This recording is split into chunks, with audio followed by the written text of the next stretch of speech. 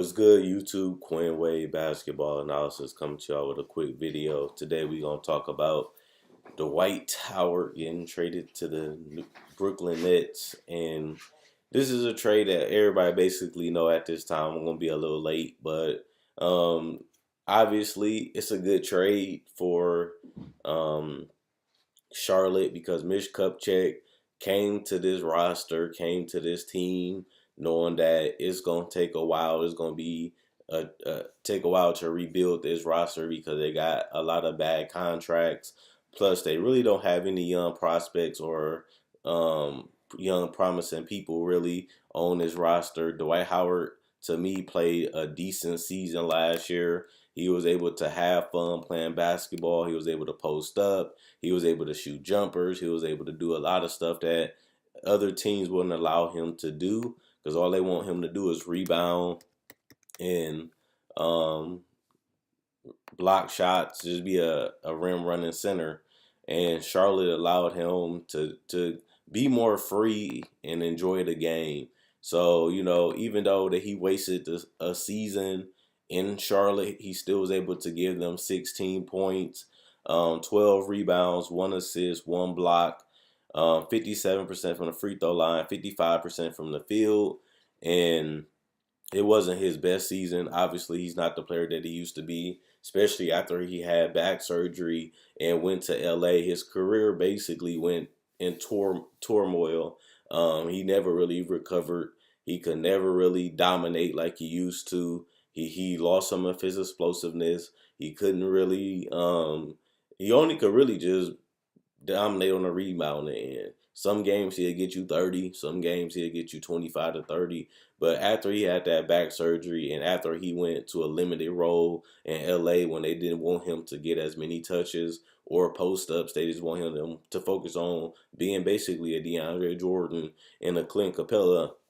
And I'm not necessarily saying that's a bad thing because obviously these players are making a lot of money. They're still starting and they still made it. Like DeAndre Jordan, for example, made it to an all-star team. So you still can have some type of success. You still can get a lot of playing time. You still can be a starter. You still can possibly be an all NBA player. And we started to see that. But I don't really think that they utilize him the right way. I think Charlotte gave him a little bit too much freedom, but at the same time, he needed it to show that he still can play. He needed it to have more fun with the game of basketball because it was really getting ugly for him because we didn't know how long he was going to be in the league. He's kind of outdated, and it looks like, going to Atlanta was supposed to rejuvenize his career, and he only plays 1 season. Then they had a terrible, mediocre season.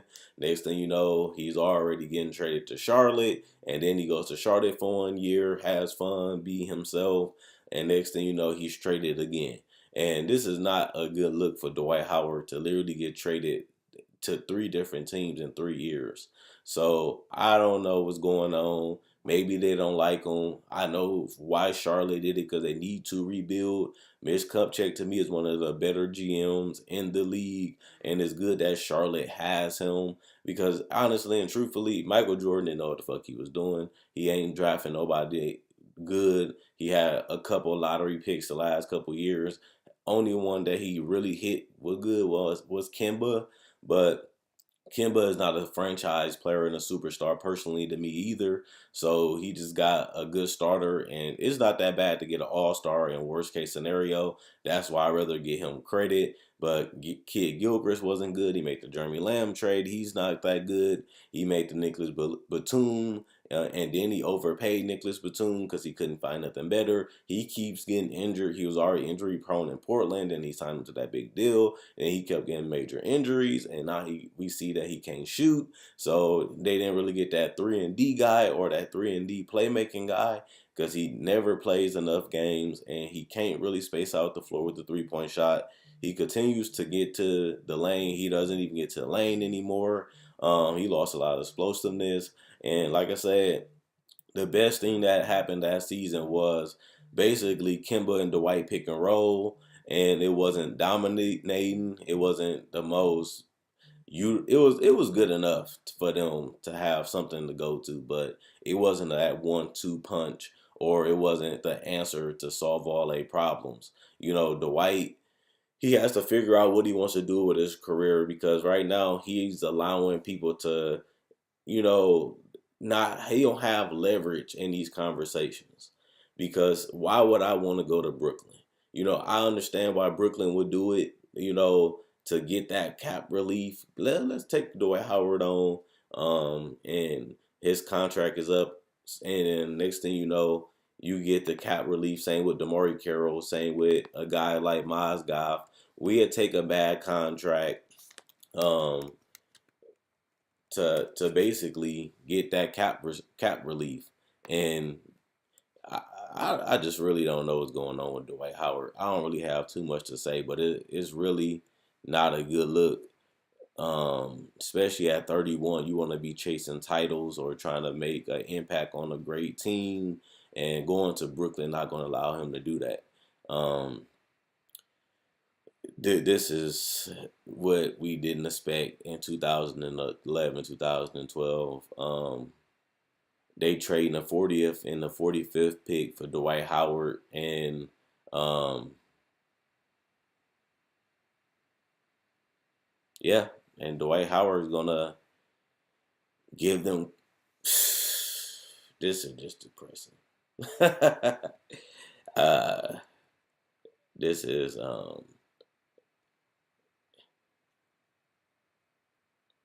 I don't know. I wouldn't have made this trade if I was Brooklyn.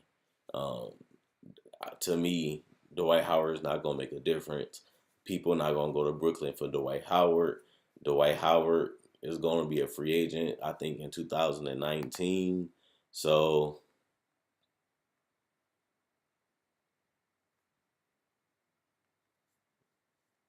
and Mozgov, he costs $8 million less than Dwight Howard. So it's going to be cheaper. Like I said, to me, it was just for cap relief. And then he comes a free agent, I believe, in 2019. So at the end of the day, I'm disappointed in this trade. Dwight Howard's career has been terrible. He's getting traded around. People don't want to keep him. The Lakers make the trade. They want to keep him. They think they can build a franchise around him. They think he can be the guy. He ends up going to Houston, having knee injuries, and he ain't able to stay healthy. They get to the Western Conference Finals.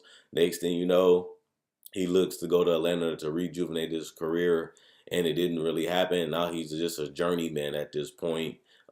He's not gonna, even if he stays in Brooklyn, it's gonna be more of a waste of time. If I was him, I would try to get bought out or something, because you can't continue to waste your time and let people control your faith. Obviously, when he went to Atlanta, he signed there and he felt like he was going to be there for the long term. And now he's on another team, two teams later. So this is just a disaster for his career.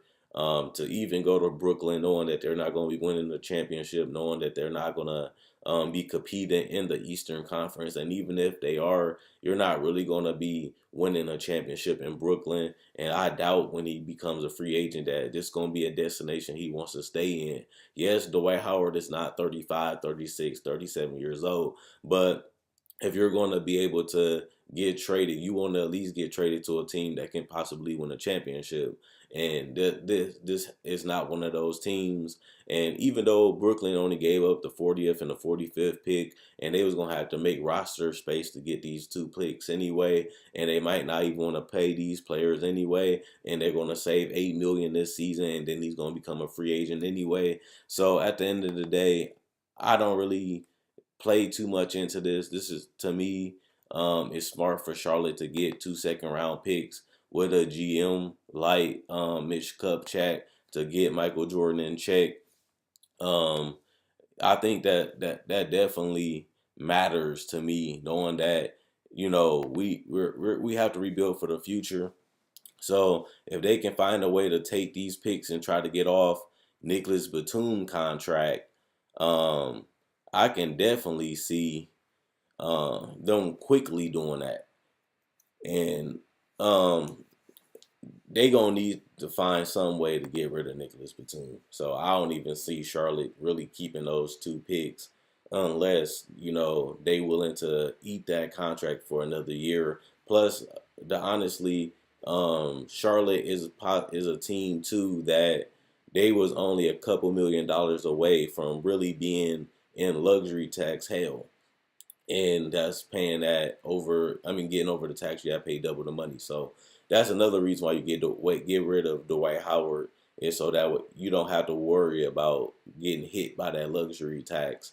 And even though you're still getting two picks, the fourth pick and the 45th pick is only gonna cost you $1 million to a couple $100,000, and you get two players that you probably want to scout, or you can just trade both of those picks with Nicholas Batum to get rid of his contract, because you're gonna have to eventually clean house, because Kemba, Dwight, and Nicholas Batum is not gonna be good enough to even compete for a championship. So Mitch Kupchak knows that he has to make these moves, and I want to see what they're gonna do with Kemba. So I don't think this is their last trade. I don't think this is their last move, because they was a team that was good enough to almost make the playoffs, but they also don't get a top 10, top 5 pick, and that put them in a hole. So now that they got more picks and more chances to hit on a superstar and more chances to package them together to get out of some bad contracts, I can definitely see them doing it, especially because they so close to the luxury tax. And you don't want to pay that, especially if your team is not going to win that many games. You don't mind paying it if you're Golden State, if you're Cleveland, because you're in championship contention. You do mind paying it when you barely can make the playoffs. And they're not even guaranteed to make the playoffs this year, but they'd be paying a luxury tax if they draft their first guy in the top lottery. So the 11th or 11th pick, I believe, they definitely will be paying luxury tax after that, because they got to still pay the second round pick unless they trade it for cash. So we'll see. They need cash. They need cap relief. They did need Dwight Howard because he didn't really make them that much better. He didn't really make them a dynamic duo.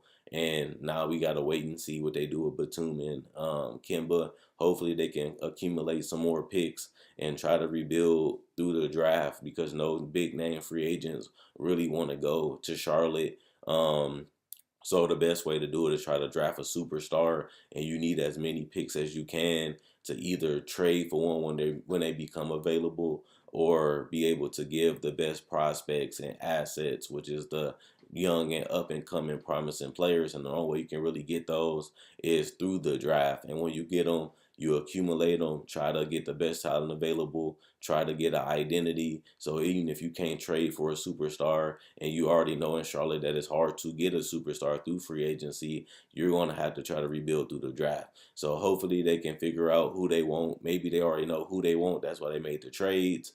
Or maybe, they still going to try to find ways to clean the rest of this roster up before the start of the season, so they don't pay that luxury tax in the future. And then they can also start a new phase and a new era in the Mitch Kupchak era of Charlotte. So let me know what you guys think. I know I'm late. I know I didn't have the video up at the right time, but at least y'all get it. I hope y'all enjoyed it. Check out my website at NosisPlayground.com. Link will be in the description in the comment section below. Check out my Facebook page at NosisPlayground.com. Link will be in the description comment section below. Like on Facebook to show support. Quinn Wade, Basketball Nosis, I'm gone. And this is just bad, and a bad look for Dwight Howard to go from one of the top 5 players in the NBA to now they traded him for 2 second-round picks. Not good.